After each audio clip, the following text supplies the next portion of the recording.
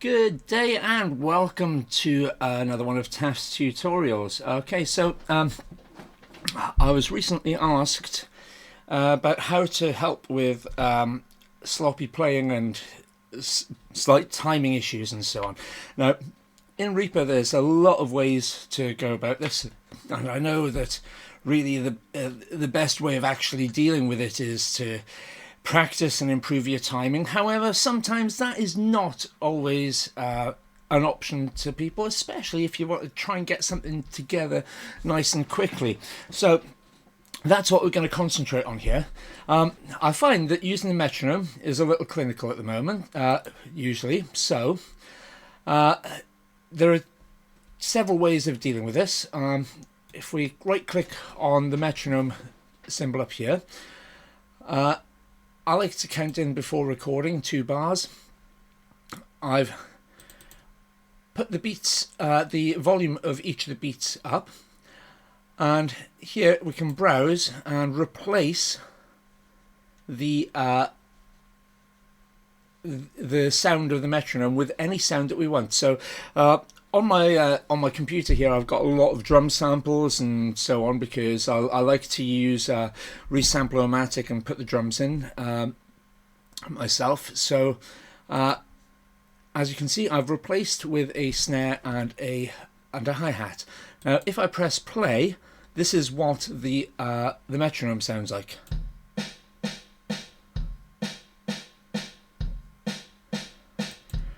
Which is a lot better than the tick tick tick tick tick tick that you get.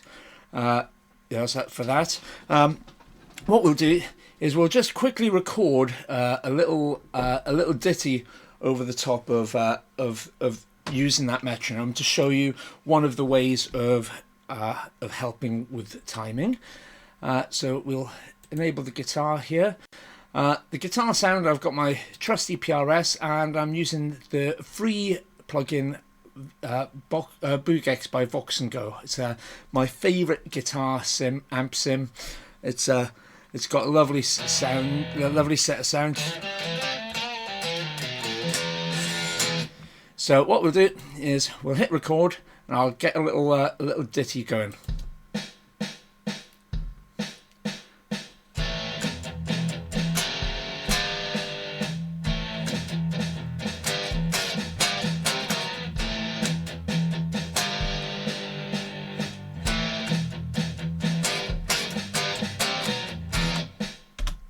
So we can see, if we zoom in, things aren't quite on the bar. What we can do is put the cursor over places, and we press Shift and W. Right there, Shift and W. That puts a little stretch marker in. Now, if we do that nice and consistently, so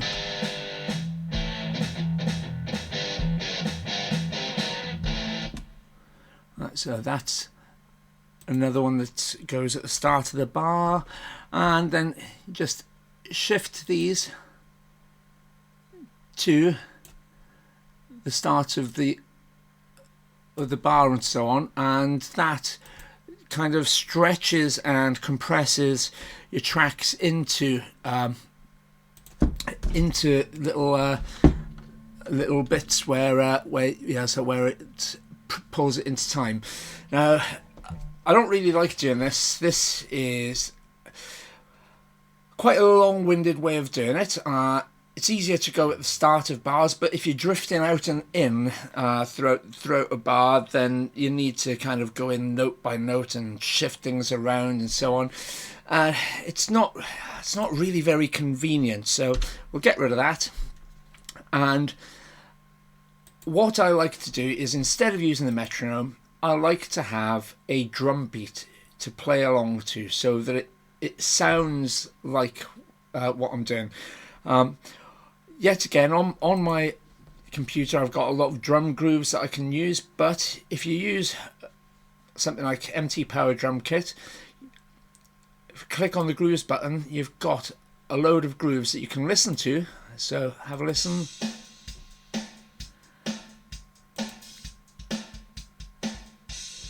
and you can actually build a groove with these. So we'll stop playing and you can just drag and drop it in there, and there we go. So there's a little groove put in. So and we can stretch that to loop it, and what we'll do is we'll use that instead of our metronome. So we'll use that instead of a metronome and we'll play along to it. Now if I was having difficulty keeping up with that, if it was still a sloppy, what I can do is, if I go to change the beats per minute from 130 to 100, then hit record,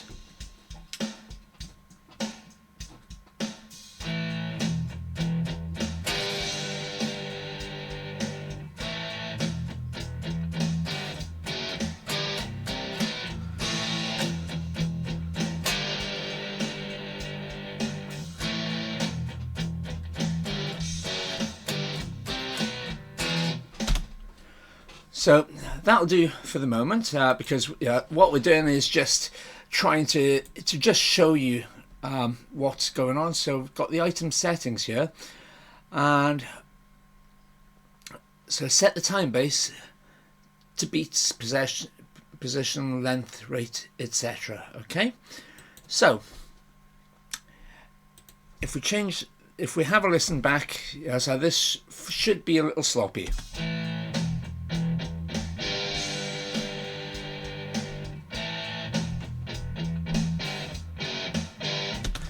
But it's not as sloppy as if I tried to record it at 130 beats a minute. And if we up the tempo now to 130 and have a listen, so go.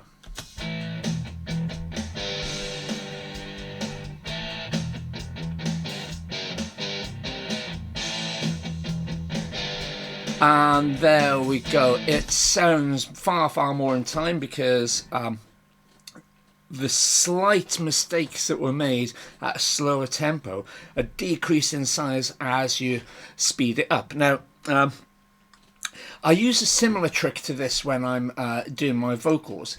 What you can do is record the guitar slowly, put your stretch markers in, stretch it, compress it, get it doing exactly what you want and how you want, get the timing right, and then record a second guitar along with it. Yeah, so what you're doing is you're actually playing along with yourself. When I'm recording vocals, I'll record a vocal line, I'll mess about with it, I'll chop it up, I'll tune it, and then I'll record along with myself singing tunes. So the take that I end up using sounds far more natural because it's me singing along in tune. There's next to no processing. You can do the same with the guitar. So you can do this to get the guitar sounding nicely in time, and then you can go back into it and record a second guitar line along with it to at the right pace without all the edits, and playing along to yourself will help you pull yourself into time. You've got something to listen to, something that's guiding you. I hope you find this helpful. If there's anything that you'd like to see, any more videos that you'd like me to do, any questions, just pop them in the comments and I'll get back to you, or I'll try and make a video for you. Have a great day.